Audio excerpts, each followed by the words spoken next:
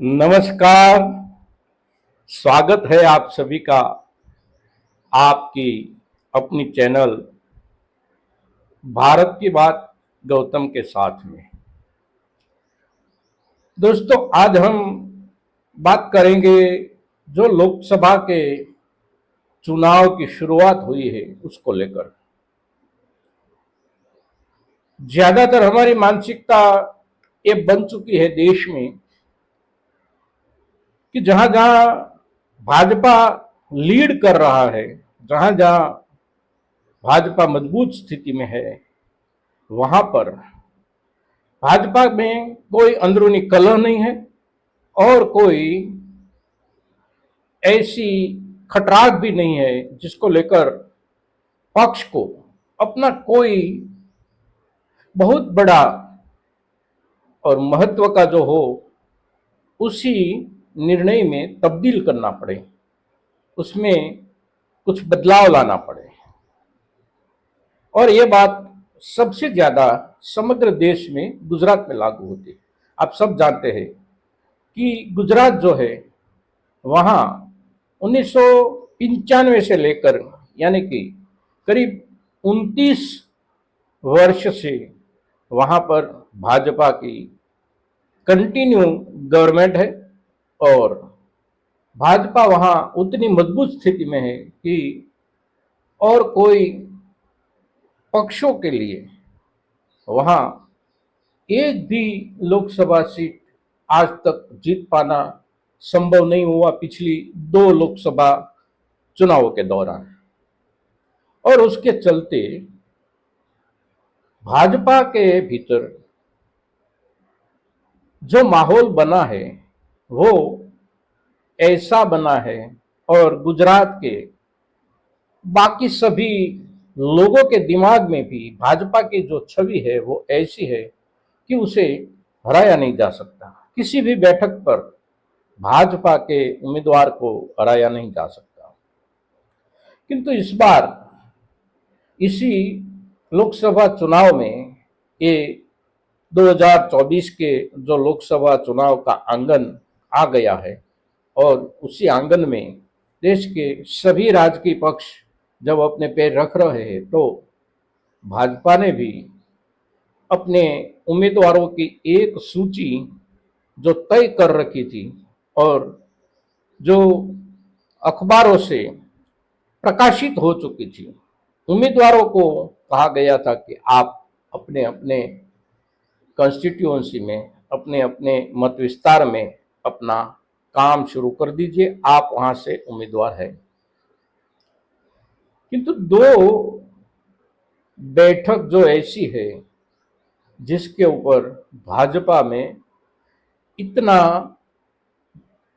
गहरा एक संघर्ष चला, एक आंतरिक युद्ध चला कि भाजपा को अपना उम्मीदवार उस दो बैठक पर बदलने की नौबत आ गई।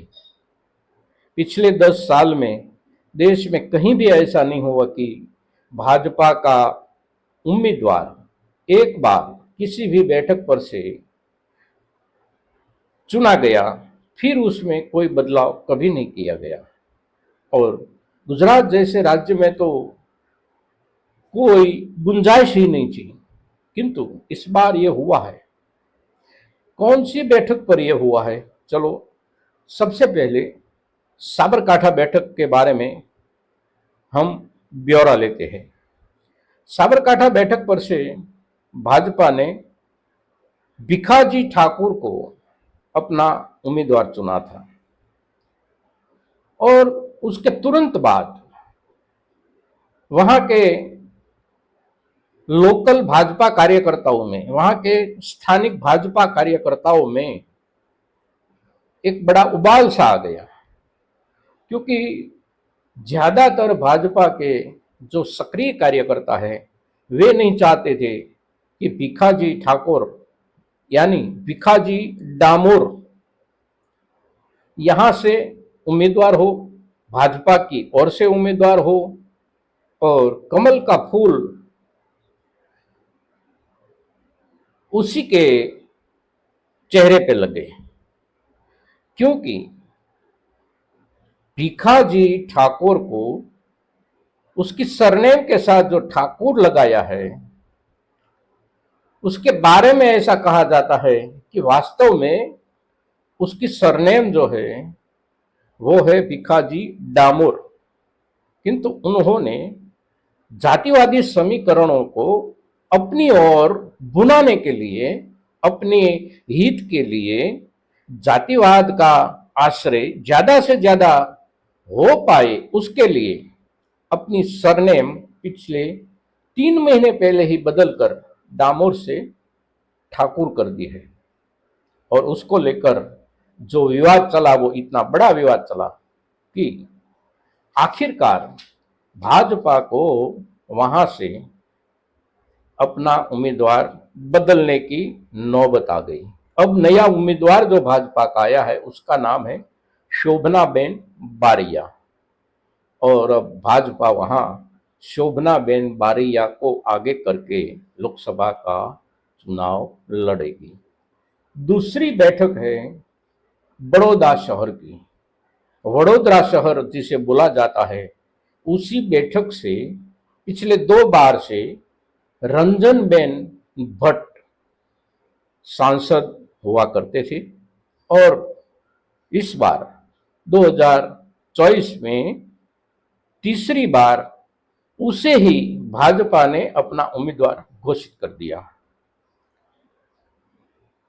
ये जो बैठक है, ये बैठक पूर्णतया शहरी बैठक है, और बड़ौदा सिटी जो है वो मेगा सिटी है, और मेगा सिटी होने की वजह से वहां के जो मतदार है, वहां के बीजेपी के जो कार्यकर्ता है, वो बहुत सजग लोग हैं।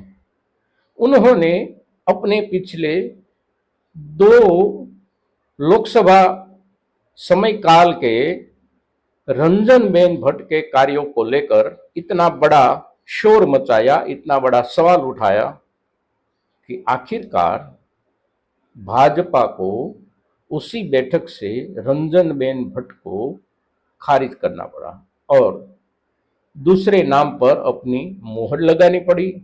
दूसरा जो नाम है वो नाम है एक शिक्षित उम्मीदवार डॉक्टर हेमांग जोशी।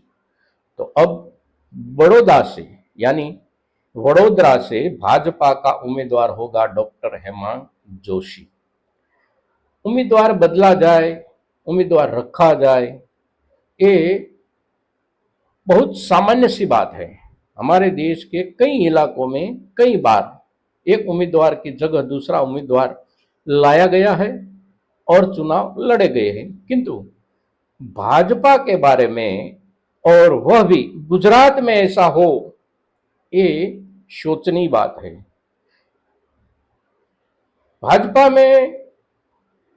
भाजपा को गुजरात एक ऐसा राज्य मिला है जहां पर भाजपा अपना कोई भी राजकीय प्रयोग कर सकती है। भाजपा की वो एक बिल्कुल सलामत प्रयोगशाला है, और उसी प्रयोगशाला में भाजपा कोई भी प्रयोग कर सकती है। जब चाहे वहां पर सीएम बदल सकती है, और जब चाहे वहां पर पूरा का पूरा मंत्रिमंडल भी बदल सकती है। और ऐसे राज्य में जब एक उम्मीदवार के सामने उसके अपने स्थानिक कार्यकर्ताओं के विरोध को लेकर उम्मीदवार बदलने की नौबत आए, उसका अर्थ क्या निकलता है आप समझ सकते हैं, और अपनी अपनी समझ के अनुसार उसका अर्थ खोज सकते हैं। आगे आगे क्या होता है, खास करके गुजरात भाजपा में इस चुनाव को लेकर कैसी कैसी गतिविधियां आगे आगे देखने को मिलती हैं, हम उस सभी बातों को लेकर आपके सामने अचूक आते रहेंगे और आप हमारे साथ जुड़े रहेंगे। जय किसान, जय भारत।